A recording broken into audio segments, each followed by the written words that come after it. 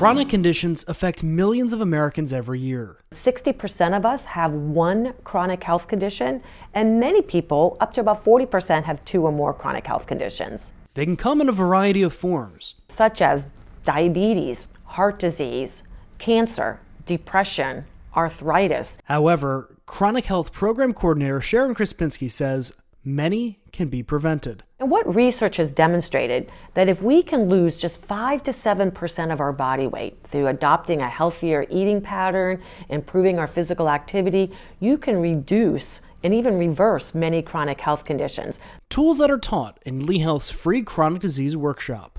It's healthy eating. It's importance of physical activity. It's dealing with difficult emotions that surround that chronic health condition. It's getting a good night's sleep, breathing techniques, and many other tools that we can utilize. The 2.5-hour class meets once a week for 6 weeks.